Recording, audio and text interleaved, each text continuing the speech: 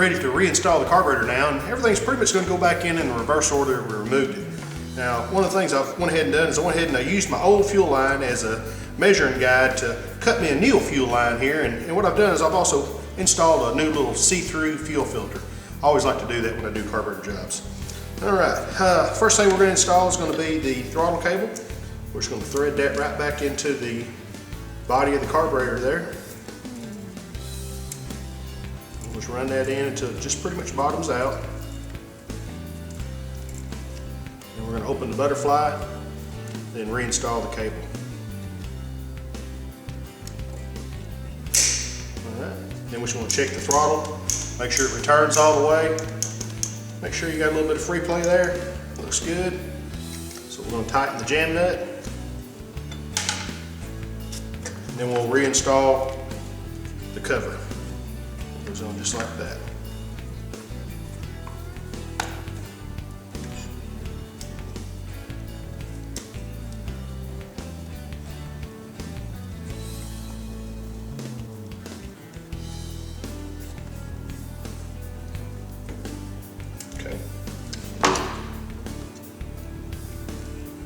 Now I'm going to go ahead and just swing the carburetor around here and pull up the boot out of the way so I can get it down there started onto the intake manifold. I'm just going to kind of start them on there together and then just kind of push the carburetor in until it bottoms out just like that. There we go. That's got our carburetor in place. Now while I'm sitting here handy, I'm going to go ahead and take my bi-starter valve. I'm going to ease it down in there and go ahead and start the nut on it. Holds it down into the carburetor body. That's made out of plastic, so be real careful with it. Make sure you don't get it cross-threaded. Take your time with it, and when you get it lined up just right, it'll go right in, just like that. Now another thing to keep in mind when you're snugging it down, since that is plastic, you don't want to get too aggressive with it with a wrench. So just take your wrench and just kind of very carefully turn it down there until you feel it bottom. Just give it a light snugging, and that's all that's required. And just make sure the little boot's over it. All right. Then don't forget to install your float chamber vent. Goes right on that little vent nozzle right there. All right. All we need to do is make sure we got that good and level.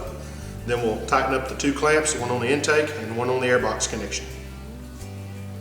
Next, I'm going to reinstall the snorkel connection that goes from the airbox up to the backbone of the frame.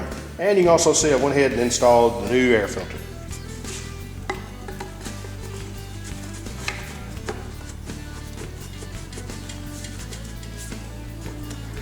Now we got this back in place, we'll tighten the clamps on both ends, then we'll reinstall our fuel tank support.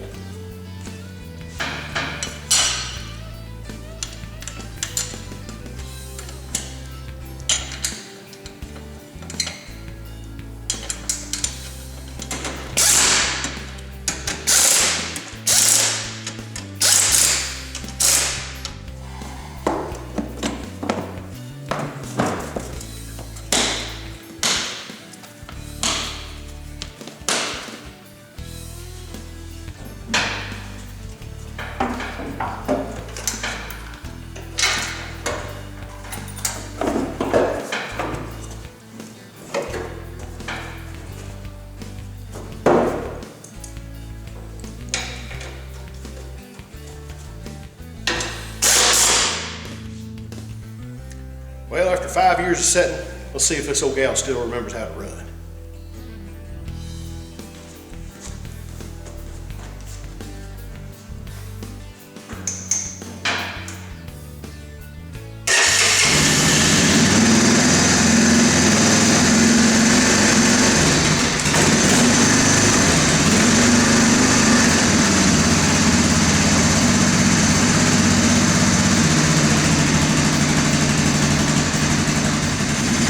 Alright, I'm going to do a little fine tuning on our mixture screw, and I'm going to zoom in here so you can get a little closer shot of it. There it is right there.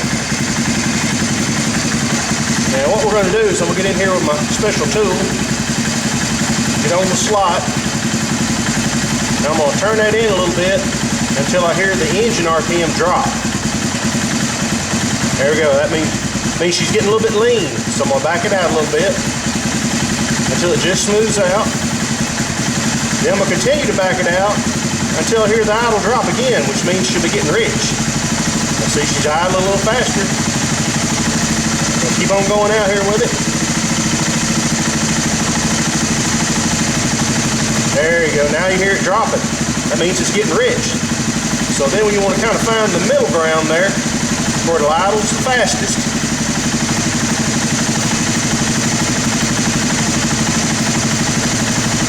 just have to play with it a little bit until you find that sweet spot.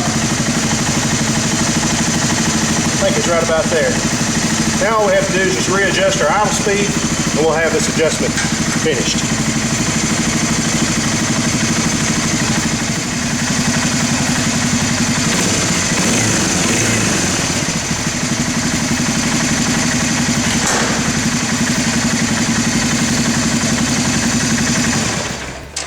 Alrighty guys, well, that's going to finish our carburetor service on our 1991 TRX300 4-wheel drive.